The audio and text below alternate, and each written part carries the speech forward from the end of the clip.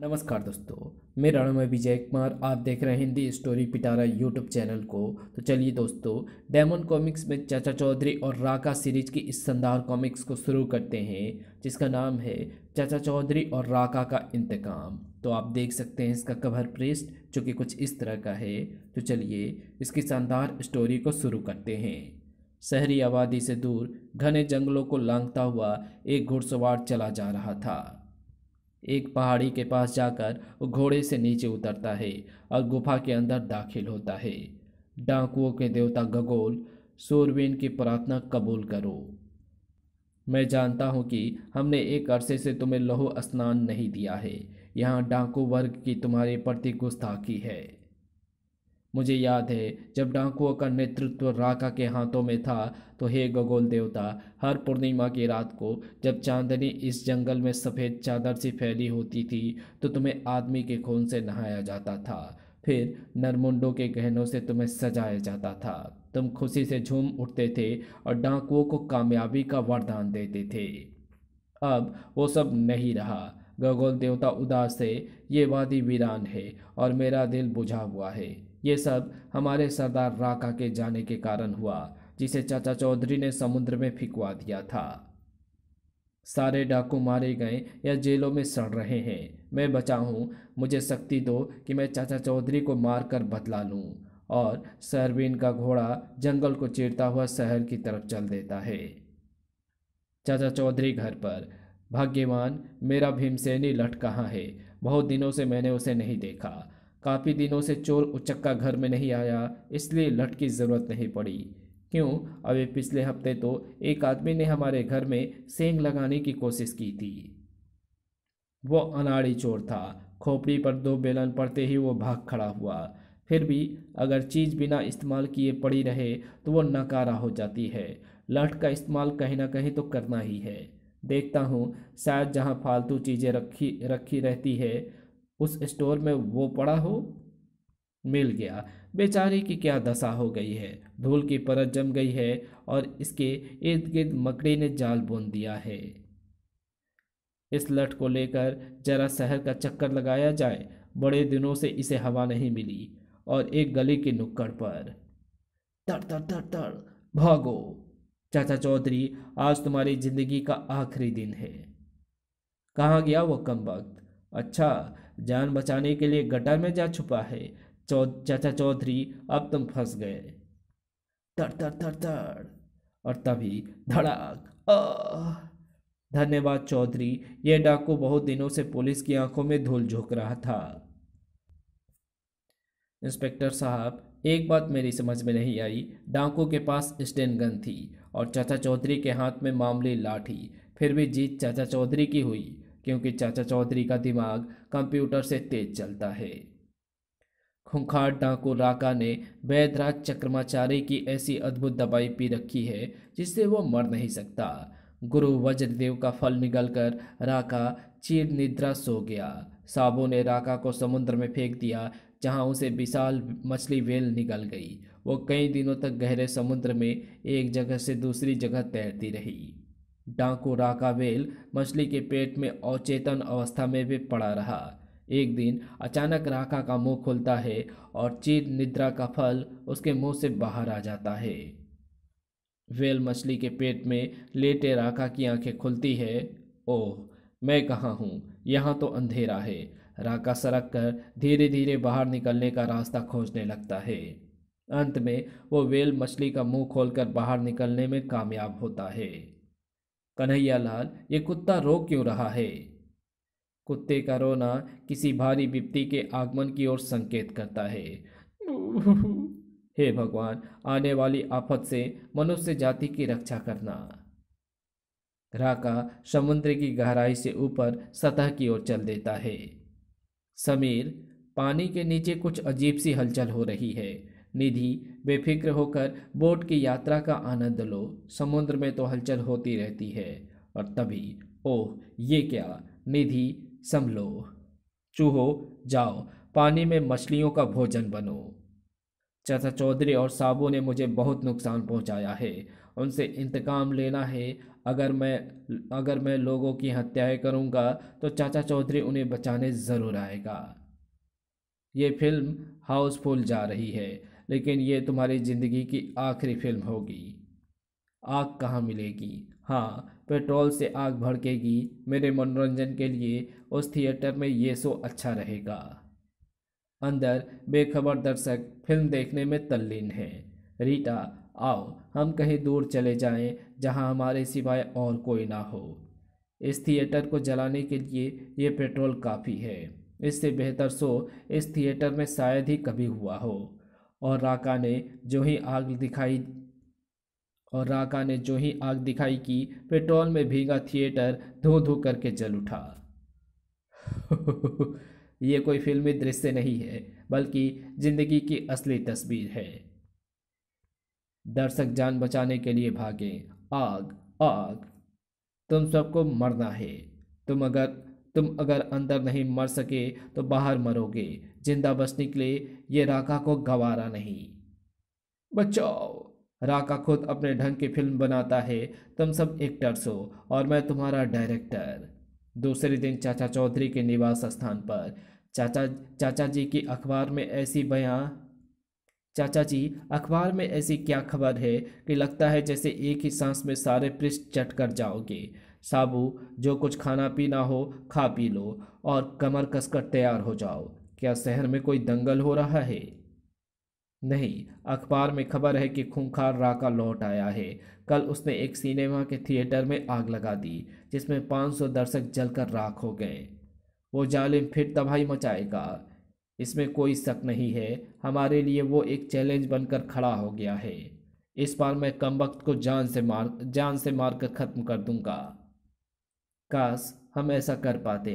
चक्रमाचार्य की दवाई हमारे आगे आड़े आ जाती है। मुझे राका के पास ले चलो। फिर भी असहाय लोगों का खून होते हम नहीं देख सकते। राका को रोकना ही होगा। चलिए चाचा जी, अगर हमें कोई गाड़ी मिल जाती तो राका तक पहुंचना आसान हो जाता। सामने मुझे एक ट्रक खड़ा दिखाई दे रहा है।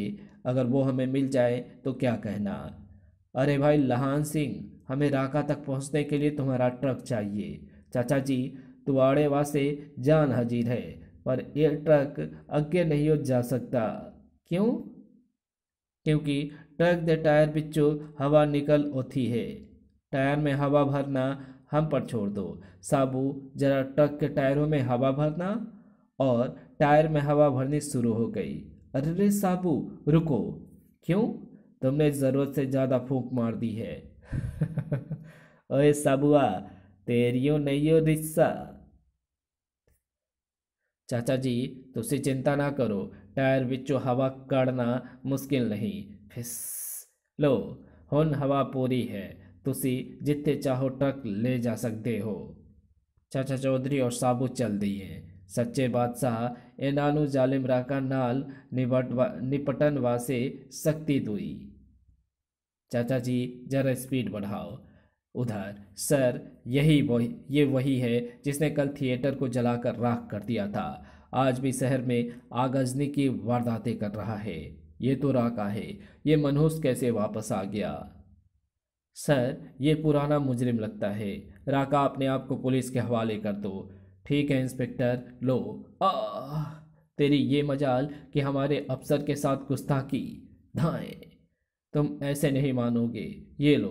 गोली का उस पर कोई असर नहीं। भाग निकलना चाहिए, लेकिन तब तक देर हो चुकी थी। आग की लपटों ने जीप को जकड़ लिया था।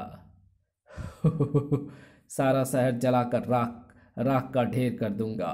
इंतकाम। उधर चाचा चौधरी और साबू बढ़े चले आ रहे थे। आगे वही शहर है जहां राका ने कोहराम मचा रखा है। सामने प्रोफेसर गोडबोले आ रहे हैं। वो मेरे मित्र हैं। वो इसी शहर के निवासी हैं और प्रसिद्ध वैज्ञानिक हैं। वो शायद बताएं कि राका शहर के किस हिस्से में होगा। प्रोफेसर गोडबोले, हम राका से निपटने आए हैं। चौधरी, राका बेशुमार हत्याएं कर रहा है। अगर उसे रोका ना गया तो दो चार दिनों में ही खूबसूरत शहर शमशान बन जाएगा। मैंने एक नई चीज़ का आविष्कार किया है, उसे देखते जाओ। मित्र, फिर कभी। हम जितनी ज़्यादा देर करेंगे, राका उतने समय में कई और निर्दोष व्यक्तियों की जान ले लेगा। लेकिन मेरा आविष्कार राका के खिलाफ काम आएगा। तुम जानते हो कि राका को मारा नहीं जा सकता। ये मेरी नई इजाद है जो उसे नकारा और विवश कर सकती है। सोच लो चौधरी। अच्छी बात है साबू, आओ चलकर देख लें गुडबोले ने क्या बनाया है। बस एक मामूली पिंजरा? प्रोफेसर, तुमने हमारा कीमती समय बर्बाद कर दिया। ये कोई आम पिंजरा नहीं है। मैंने नई मजबूत धातु का आविष्कार किया है। इसकी सलाखें उसी धातु की बनी है। देखो, मैं इस पिंजरे में एक बहुत ज़्यादा पावरफुल बम रखता हूँ। इस रिमोट कंट्रोल से मैं बम को विस्फोट करता हूँ। कड़म। गुड बोले, तुम्हारा आविष्कार सचमुच हैरानी पैदा करने वाला है। पिंजरे की सलाखें टेढ़ी नहीं हुई। और उधर थोड़ी देर पहले जो वहाँ पत्थर की दीवार थी, उसे देखो। दोस्त, राका को बंद करने के लिए ये अद्वितीय पिंजरा काम में लाया जा सकता है। लेकिन सवाल यह है कि राका को इस पिंजरे में डाला कैसे जाएगा? क्या उसे उठाकर यहाँ लाना होगा? नहीं, वो खुद चलकर यहाँ आएगा। हम राका के सबसे बड़े दुश्मन हैं। उसमें बदले की आग भड़क रही होगी। और जब राका को पता चलेगा कि हम यहाँ हैं तो वो हमें मारने यहाँ आएगा। बिल्कुल ठीक साबू, तुम्हारी समझ में बात तो आती है, पर देर से। एक बार राका यहाँ आया नहीं कि उसे इस पिंजरे में डालना हमारा काम है। प्रोफेसर गुड बोले, मुझे कोई ऐसा आदमी चाहिए जो जाकर राका को बता सके कि उसका दुश्मन नंबर 1 यहाँ पर है। कोई आदमी क्यों, ये काम मैं कर सकता हूँ। नहीं, तुम एक विश्वविख्यात वैज्ञानिक हो। हम तुम्हारी जान खतरे में नहीं डाल सकते।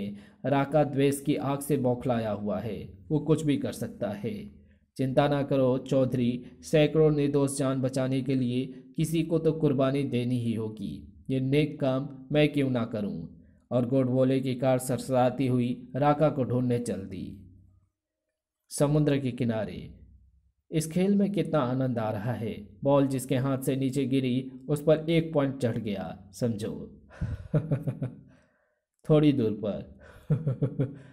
ये कौन मेरे आराम में खलल डाल रहा है? कीड़े मकोड़ों, तुम्हारे शोरगुल से मेरी नींद टूट गई। तुम्हें इसकी सजा भुगतनी होगी। तुम्हें ऐसी जगह भेजा जाए जहां तुम शोर ना कर सको। जाओ, पानी में गोते खाओ। जो कोई तुम में से किनारे पर आएगा, मैं गला घोटकर उसे मार दूंगा। अब क्या होगा? बचना मुश्किल है। तभी बचाओ बचाओ। मगरमच्छ अपने इलाके में आए शिकार को नहीं छोड़ना चाहता था। वो इसे पानी के नीचे खींच ले गया। एक एक करके चारों लुप्त हो गए। मेरी तलवार, अब मुझे किन्हीं और से भी हिसाब चुकाना है। काश मुझे कोई बता दे कि वो लाल पगड़ी वाला और उसका साथी कहाँ होंगे। इतनी बड़ी छाया और आका ही हो सकता है। जी चाहता है कि पूरी स्पीड से कार उससे टकरा दूं। ये कौन बदतमीज है? सर्राट। लोग मुझसे दूर भागते हैं, ये कार वाला खुद मरने चला आया। धड़ाक। छछुंदर, इससे पहले कि राका तुम पर अपनी तलवार चलाए, बताओ तू खुद मरने क्यों चला आया? राका, क्या तुम चाचा चौधरी और साबू को नहीं मारना चाहते? मैं तुम्हें उनका पता देने आया हूँ। इसी खुशी में जरा एक्सीलेटर पर पैर ज़्यादा दब गया। छछुंदर, क्या तुम ये सब नाटक अपनी जान बचाने के लिए तो नहीं कर रहे? राका, मैं कभी झूठ नहीं बोलता। तो फिर मुझे बिना देर किए उनके पास ले चलो। मेरी कार के पीछे आओ। मुझे तेज़ दौड़ना चाहिए। अगर वो कार आंखों से ओझल हो गई तो फिर दूसरा आदमी कहाँ मिलेगा जो मुझे चाचा चौधरी के पास पहुँचा दे। प्रोफेसर गोडबोले राका को ले आया। हमारी योजना कामयाब होती नजर आ रही है। मेरे दुश्मन सचमुच यहाँ हैं। छछुंदर, हर आदमी हर आदमी इस जमीन पर किसी खास मकसद के लिए होता है। हर आदमी छछुंदर, हर आदमी इस जमीन पर किसी खास मकसद के लिए जीता है और मरता है। तुमने मुझे यहाँ पहुँचा दिया, तुम्हारा काम खत्म हुआ। तुम्हारी जिंदगी के दिन भी खत्म हुए। राका, नहीं। राका ने आज तक किसी को नहीं बख्शा। ई ओह, जालिम ने प्रोफेसर को मार डाला। लाल पगड़ी, अब तेरा नंबर है। अब तुम और ऐसा नहीं कर सकते। तुम बीच में फिर आ गए। पहले तेरी गर्दन कलम करता हूँ। सर्राट। बच गया। राका के वार खाली हो जाने से बौखला गया। उसने अंधाधुंध तलवार के हमले कर दिए। ये वार भी बगल से निकल गया। ओह, अगर मैं एकदम से बैठता ना तो तलवार मेरे सिर के आर पार हो जाती। साबू, उसको हथियार से वंचित करो। अब की बार तुम्हारा सिर धड़ से अलग समझो। बस, काफी हो गया। धड़ाक। ओह, लो, कुछ दिन के भी तारे देखो। ऊं। ये क्या कर रहे हो? तुम्हारे लिए एक महल बनाया है, जहां पनाह को वहां भेजने की ये तैयारी है। साबू, पिंजरे का दरवाजा खुला है, इसे अंदर फेंको। सहनसा आलम, जाइए, वहां तशरीफ रखिए, आपकी जगह वहां है। मैं इन सलाखों को तोड़ दूंगा। तुम इन्हें टेढ़ा भी नहीं कर सकते। ये पिंजरा एक नई धातु से बना है, जिसे प्रोफेसर गोडबोले ने इजाद किया है। देखते ही देखते लोगों की भीड़ इकट्ठी हो गई। मारो, मारो, मछड़ो, मैं बाहर निकलकर तुम सबको देख लूंगा। सिपाही दूनी चंद, तुम्हारा काम है यहाँ पहरा देना, ताकि कोई इस पिंजरे को खोल ना सके। आप बेफिक्र रहें। चलो, एक समस्या तो हल हुई, सिर्फ थोड़े समय के लिए। क्या मतलब? क्या ये सच नहीं कि राका अद्भुत धातु के बने पिंजरे को नहीं तोड़ सकता? ये सच है, मगर वो ताला तो उस धातु का नहीं बना है। सवाल ये है कि ये बात कब राका की खोपड़ी में आती है। तो फिर हमें करना क्या होगा? वो दरिंदा तो पिंजरे से निकलते ही मार काट शुरू कर देगा। हमें एक बार फिर वैदराज के गुरु वज्रदेव के पास जाना होगा। वे कोई उपाय बताएंगे। चाचा चौधरी और साबू हिमालय के घने जंगलों की तरफ चल दिए। गुरु वज्रदेव के पास गए बगैर यह समस्या हल नहीं होगी। पीछे मोगन ये तय पाया था कि हम उस घर जाएंगे जहां डकैती डालना आसान हो, मगर तुम चाचा चौधरी के घर ले आए। बोगन, चाचा चौधरी और साबू दोनों बाहर हैं। अकेली औरत को लूटना आसान नहीं तो और क्या है। चोर इलाके में ये बात मशहूर है कि जब चाचा चौधरी घर नहीं होता है तब उसका घर ज़्यादा सुरक्षित होता है। बोगन, तू बड़ा डरपोक है। बाहर खड़ा होकर देखता रहे कि कोई अंदर ना आए। मैं भीतर जाकर माल लाता हूँ। सब्जी तो बन गई, पता नहीं वे लोग कब घर लौटेंगे। औरत, तुम्हें जिसका इंतजार था वो आ गया। जल्दी बताओ, सारी नकदी एवं कीमती जेवरात कहाँ रखे हैं? वे सब अलमारी में तुम्हें मिलेंगे। तुमने मेरा काम जल्दी निपटा दिया। बेवकूफ़ औरत को पता नहीं कि मेरे पास खिलौना पिस्तौल है, इससे मक्खी भी नहीं डर सकती। ये रही अलमारी, और अलमारी खोलते ही घर। ओह, भौं भौं, मर गए। रॉकेट, इन्हें दूर तक खदेड़ाओ। भौं। उधर सत्यानाश, मीटर की सुई बताती है कि डीजल खत्म हो गया। ट्रक को यहीं छोड़ो, आगे पैदल चलते हैं। इस तरह हम गुरु वज्रदेव के पास देर से पहुंचेंगे।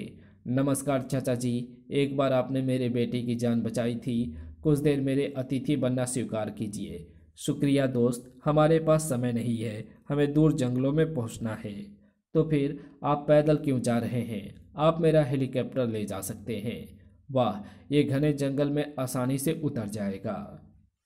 चाचा चौधरी हेलीकॉप्टर को लेकर उड़ चला। कहो साबू, कैसी रही ऐसी एडवेंचर्स यात्रा के आनंद का क्या कहना? उत्तर की तरफ उड़ते हुए घंटा हो गया है। अगले चंद मिनटों में हम हिमालय के जंगलों पर होंगे। हमें जहां पहुंचना था वो अच्छी जगह है, हेलीकॉप्टर उतारना चाहिए। सुरक्षित उतर आए। गुरु वज्रदेव को खोजने में कुछ देर लगेगी। ये जंगल शायद विश्व का सबसे घना है। विश्व का सबसे घना ना सही, पर जो घने जंगल है उनमें से एक जरूर है। पता नहीं गुरु वज्रदेव ने इस जंगल को ही अपने रहने के लिए क्यों चुना। उन्हें प्रकृति से बड़ा लगाव है, इसलिए। अरे बाबा, आप यहाँ? हम आपकी कुटिया की तरफ जा रहे थे। इस घोंसले से चिड़िया का बच्चा नीचे गिर गया था, इसे वापस यहाँ छोड़ने आया हूँ। इतनी आयु में आप ऐसा काम करते हैं जो आजकल के नौजवान भी नहीं कर सकते। ये यहाँ की जलवायु और इस जंगल के दुर्लभ जड़ी बूटियों के सेवन का असर है। कहो चौधरी, कैसे आना हुआ? बाबा, राका फिर वापस आ गया है और उसने चारों तरफ कोहराम मचा रखा है। पिछली बार मैंने तुम्हें इस वृक्ष का फल दिया था जिसमें मनुष्य को चिर निद्रा सुलाने की क्षमता थी। इस बार तुम्हें वो भी नहीं मिल सकता, क्योंकि इस पेड़ के सारे फल झड़ गए हैं। अब तुम्हें अगले मौसम तक इंतजार करना पड़ेगा। तब तक राका हजारों मौत के घाट उतार चुका होगा। तब तक राका हजारों को मौत के घाट उतार चुका होगा। तो इसमें मैं क्या कर सकता हूँ बाबा? आपको कुछ ना कुछ उपाय सुझाना ही होगा। आखिर मनुष्य जाति के प्रति आपका भी तो कुछ उत्तरदायित्व है। ठहरो, सोचने दो। यहाँ से पश्चिम की ओर जाने पर तुम्हें एक श्रृंखला मिलेगी। जिस पर्वत पर त्रिशूल वाला झंडा लहरा रहा हो, उसके नीचे एक गुफा है।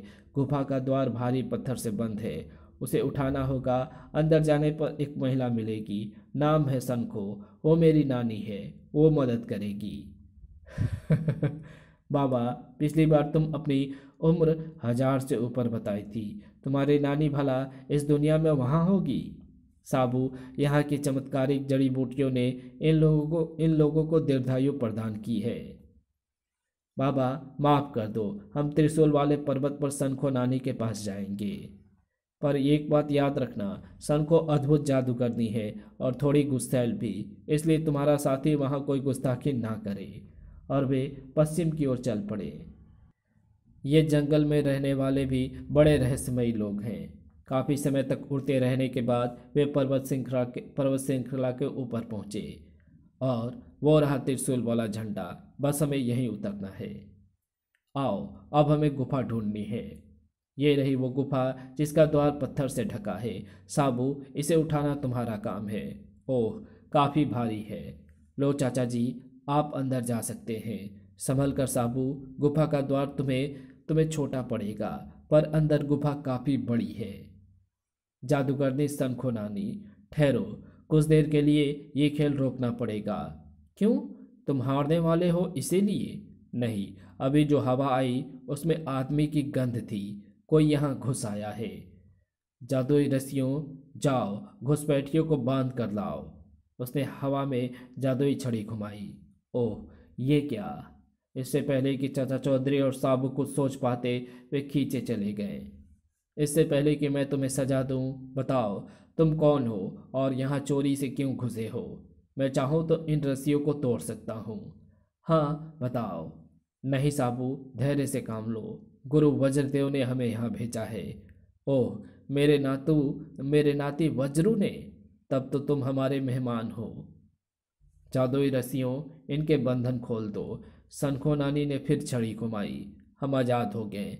अब हम तुम्हें यहाँ आने का मकसद बताते हैं। अभी नहीं, दूर से आए हो, पहले भोजन कर लो। सचमुच ये मेरी पसंद का खाना है। बताओ, मेरा नाती वज्रू कैसा है? उसे देखे कई साल हो गए हैं। अब वो कमज़ोर हो गया होगा। बिल्कुल नहीं, गुरु वज्रदेव हमें पेड़ पर चढ़े हुए मिले थे। उनमें अभी भी नौजवानों वाली शक्ति है। अब इतनी दूर आने का मकसद बताओ। राका एक बेरहम डाकू है। उसने ना मरने वाली औषधि पी रखी है। वो लोगों पर अत्याचार कर रहा है। हमने किसी तरह उसे एक पिंजड़े में बंद किया है, पर वो किसी भी वक्त ताला तोड़कर बाहर आ सकता है। नानी माँ, हमारी मदद करो। देखो, जादू की भी अपनी सीमाएं हैं। कुदरत के नियमों को वो तोड़ नहीं सकता। इसलिए मेरा जादू भी राका की जान नहीं ले सकता। हाँ, एक उपाय है। ये बोतल ले जाओ और राका को इसमें बंद कर दो। जब तक इस बोतल का कॉर्क लगा रहेगा, वो बाहर ना आ सकेगा। राका किसी चूहे का नाम नहीं है। वो लंबा चौड़ा पहाड़ जैसा आदमी है। इतनी छोटी बोतल में वो कैसे आएगा? आओ चाचा जी, चले। यहाँ आकर मुझे निराशा हुई। ठहरो, ये देखते जाओ कि पहाड़ जैसा आदमी इतनी छोटी बोतल में कैसे आता है। सनखो नानी जादू के इशारे करती है। ओह, अजीब बात। आओ। अब पता चला कि इतना बड़ा आदमी बोतल में कैसे आता है। अंदर कॉर्क लगा दूं तो तुम बाकी की उम्र अंदर ही गुजारोगे। नहीं नानी माँ, ऐसा मत करना। मैं साबू की तरफ से माफ़ी मांगता हूँ। कोई बात नहीं, बच्चा है। मेरा नाती वज्रू भी बचपन में बहुत शैतान था। चलो बाहर निकलो। शुक्र है तुमने तो मेरा दम खुश कर दिया था। शुक्र है तुमने तो मेरा दम खुशक कर दिया था। नानी माँ, एक बात बताओ, तुम्हारी उम्र कितनी होगी? फिर गुस्ताखी? जानता नहीं, औरतों की उम्र नहीं पूछते। अच्छा नानी माँ, हम चलते हैं। उम्मीद है कि हम अपने मकसद में कामयाब होंगे। अगर राका का बाल भी अंदर चला गया तो बाकी का शरीर बोतल बोतल अपने आप खींच लेगी। चाचा चौधरी और साबू वापस शहर की तरफ चल दिए। हेलीकॉप्टर के पंखे तेज हवा फेंक रहे हैं। उधर राका बैठा क्या सोच रहा है, यही कि बाकी की जिंदगी इस पिंजरे में कैसे बिताऊंगा। लेकिन राका किसी और सोच में था। पिंजरे पर लटकते ताले की अचानक उसका ध्यान आकर्षित कर दिया। इसे मैं तोड़ सकता हूँ। अरे क्या करते हो, ताला छोड़ दो, नहीं तो मैं गोली मार दूंगा। खटाक, और ताला टूटकर अलग हो गया। धाएं, रुक जाओ। धाएं, चूहे। आह, मेरी तलवार। चाचा चौधरी, जब तक तुम चलकर मेरे पास नहीं आते मेरी तलवार नरसंहार करती रहेगी। और राका के पांव जहां पड़ते वहां लाशें बिछ जाती। चलते चलते राका एक पुल पर पहुंच गया। यहाँ एक साथ सैकड़ों लोगों को मारा जा सकता है। इस पुल पर से रेलवे लाइन गुजरती है। अगर मैं इसे तोड़ दूं तो वृक्ष का ये तना पुल तोड़ने में काम आएगा। मजबूत हाथों ने तन्ने से प्रहार करना शुरू कर दिया और पुल टूटना शुरू हो गया। धड़ाक। कुछ ही मिनटों में एक्सप्रेस ट्रेन आती दिखाई दी। मैं छुट्टियां मनाने कश्मीर जा रहा हूँ। मेरा ये बिजनेस टूर है। ओह, ये क्या, गाड़ी पुल से नीचे जा रही है। कूदो। माँ। सारे के सारे पानी में दफन हो गए। अब आगे बढ़ना चाहिए। रोमी, मैंने बर्थडे केक खरीद लिया। मैंने साड़ी और कुछ कपड़े खरीदे हैं। राका, भागो, उस सबको मार डालेगा। और जान बचाने के लिए भगदड़ मच गई। लोग आखिर भागते कहाँ। राका की तलवार उन पर बरस पड़ी। मेरा बाजू। और एक लंबे और और वो एक कस्बे से दूसरे कस्बे सबको उजाड़ता चला गया। नीचे शहर जल रहा है। लगता है राका पिंजरे से आजाद हो गया। वो रहा, हाँ वो रहा शैतान, शहर के बाहर ही मिल गया। शायद अपना काम करके रुखसत हो रहा है। नीचे उतरो कायरो, मुझसे कब तक छिपते रहोगे। तुम समझते हो कि आसमान में तुम सुरक्षित हो क्योंकि वहां मैं नहीं पहुंच सकता। पर जान लो, जब तक तुम नीचे नहीं उतरोगे मेरी तलवार लोगों को काटती रहेगी। सारी रात बुखार चढ़ा रहा। जाकर अस्पताल से दवाई लाऊं। बुढ़िया, अब तुझे कहीं जाने की जरूरत नहीं। राका तेरे सारे कष्टों का निवारण। बुजदिल, बीमार औरत को मारना चाहता है। मैं आ रहा हूं। थर्ड। कब तक?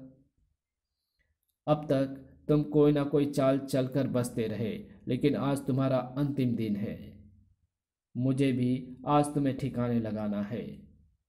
खटाक। ओह, बच गया। राका जब नाराज होता है तो धरती के सारे प्राणी कांप उठते हैं। आखिर कब तक बचोगे? सर्राट। मैं थक चुका हूं, परंतु मैं चुका नहीं कि उसकी तलवार ने मेरा सिर धड़ से अलग किया नहीं। ये शैतान निहत्थे साबू पर वार किए जा रहा है। ये पेचकस राका का ध्यान शायद कुछ बटा दे। चाचा चौधरी ने पूरे जोर से पेचकस राका के पैर पर दे मारा। राका आग बबूला हो जाता है। चल हट। दो शेरों की लड़ाई में मच्छर का क्या काम। चाचा चौधरी दूर सूखे घास के ढेर में जा गिरा। धप। ओह, वो जादुई बोतल घास फूस में कहाँ खो गई, उसे ढूंढना जरूरी है। इस बार राका की तलवार साबू के कंधे को तराशती हुई चली गई। कंधे से खून निकल आया। फटाक। जख्मी शेर की तरह साबू गुस्से से पागल हो गया। और जब साबू को गुस्सा आता है तो कहीं ज्वालामुखी फटता है। धड़ाक। ये लो बायां, मेरा कंधा जख्मी करने के लिए। ओह। और ये रहा दायां। सटाक। राका चक्कर खाकर चीत हो गया। ओह, चाचा जी, बोतल लाओ, इस जंगली जानवर को बंद कर दें। अरे वो कमबख्त तुम मिल नहीं रही। जल्दी ढूंढिए, इस भारी भरकम को मैं ज़्यादा देर तक उठाए नहीं रख सकता। मुझे नीचे उतारो। आहा, मिल गई नानी माँ की जादुई बोतल। साबू, मैं आ गया। फेंको उस पिचास को। ओह, लो। हाथ बोतल में प्रविष्ट कर गया। बाकी शरीर भी अंदर चला आ रहा है। मुझे बाहर निकालो, मुझे बाहर निकालो। अब आप अंदर की तस्रीर अब आप अंदर ही तशरीफ रखेंगे। इस बोतल का क्या किया जाए? मेरे ख्याल से गड्ढा खोदकर इसे गाड़ दिया जाए। जमीन के अंदर होगी तो इसका इसका कॉर्क नहीं खुलेगा और नाराका फिर कभी बाहर आ सकेगा। कुछ ही मिनटों में गड्ढा गड्ढा खोद दिया गया। साबू, बस काफी है। जाओ राका, तुम जिंदा रहोगे पर जमीन के नीचे, जहां तुम किसी को कष्ट ना दे सको। मुझे बाहर निकालो। गड्ढे पर मिट्टी डालकर जमीन बराबर कर दी गई। चलो घर चले, तुम्हारी चाची इंतजार कर रही होगी। माँ, आज दिवाली नहीं, फिर भी घरों में दिए क्यों जलाए गए हैं? क्योंकि जालिम राका को जमीन में गाड़ दिया गया है। इसी के साथ चाचा चौधरी और राका सीरीज की यह शानदार कॉमिक्स यहीं समाप्त होती है। तो आपको ये वीडियो कैसी लगी? अगर आपको ये वीडियो पसंद आई हो तो इस वीडियो को लाइक शेयर कमेंट ज़रूर कर देना। चैनल पे नए हो तो चैनल को सब्सक्राइब कर ऑल नोटिफिकेशन को सिलेक्ट ज़रूर कर देना। Thanks for watching my videos.